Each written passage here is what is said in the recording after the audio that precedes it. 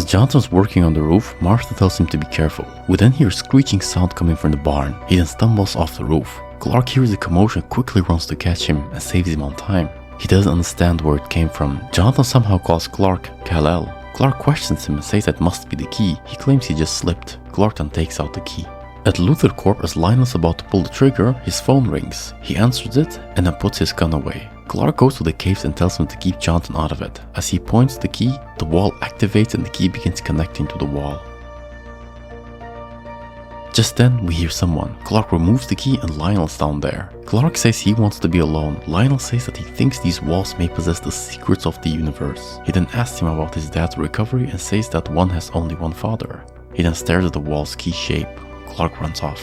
Lionel then tells Lex that he found Clark in the caves and the hole of the key has been opened again. Lex thinks he's delusional. Lionel tells him not to let his French but Clark blind him, as he discovered the caves and the symbols of the caves appeared on his barn. Lex refuses to believe it, but Lionel insists. We then see that Lex has a wire on him and the FBI is listening.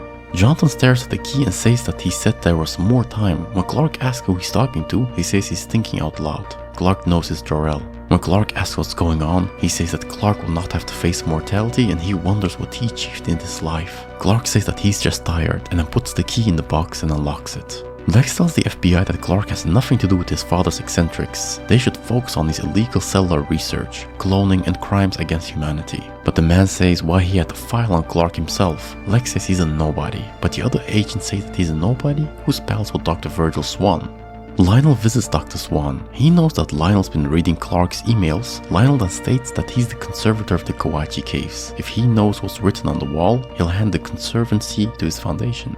He says he can't help, but Lionel mentions the incident of the key in the wall and believes it's connected to Clark. He wants him to talk to Clark to find answers. He knows that Lionel's dying, but he refuses to help him. As Lionel leaves, Swann says that Lionel doesn't know what will happen if he inserts the key, so he wants to make an arrangement. Clark returns to the caves and Lionel has set up tools and researchers trying to decode the caves. He asks Clark what he knows, but Clark pretends he doesn't know anything.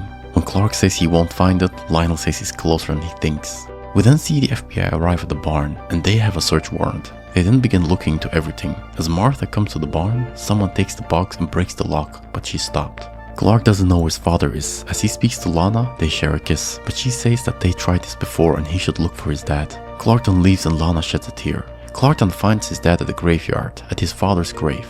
Jonathan's concerned about the whole ordeal with his life and Jor-El. He doesn't know anymore how to protect Clark, but Clark says that his job is only to teach him how to protect himself. Him and Mom need Jonathan.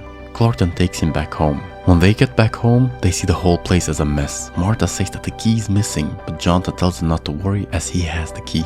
Clark goes to Lex. He says that his father must be behind the raid since he believes that Clark has the answers about the cave. Lex is also skeptical about Clark at this point, but he's happy that Clark trusts him.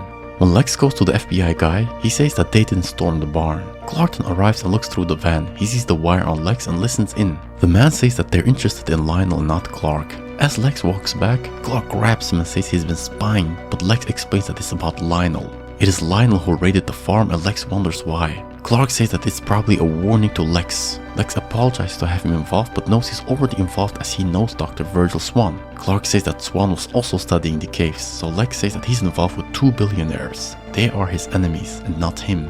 Clark tells Swann that he betrayed him. Swann says that he didn't. His secret would never be exposed. Swann then says that it was in Clark's best interest. When Clark blames Lionel for everything, Swann says that Lionel didn't cause the explosion at the farm and his rogue behavior in Metropolis. His actions over the past year have proven him wrong. Clark says that there was a message from Jor-El that he was sent to Earth to conquer.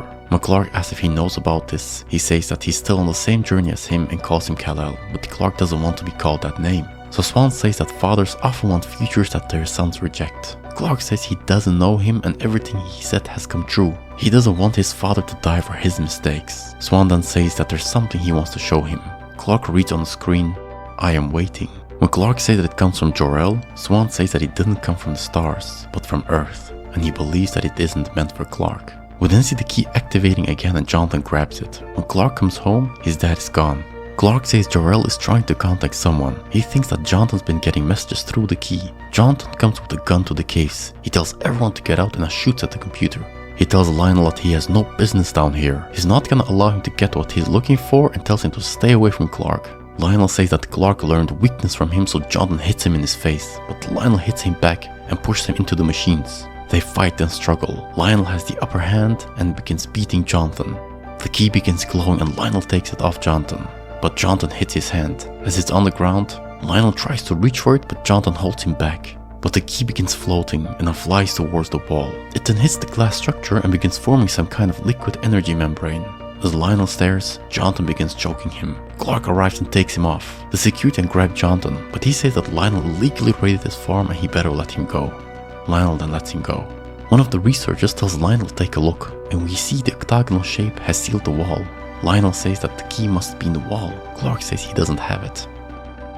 Lana arrives at the barn. Clark says that his feelings for her haven't changed. She says that every time they get close, they get hurt. So she plans to leave as she has been focused on Clark. But she has been missing on so many things in life. She can't keep doing this. So Lana walks away.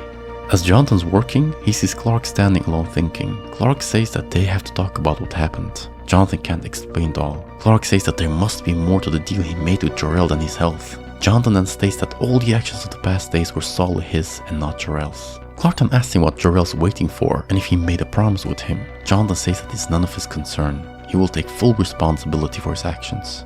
Clark says that they are in it together and they need the key back from the caves, but Jonathan says it's not in the caves anymore, but it has to be elsewhere.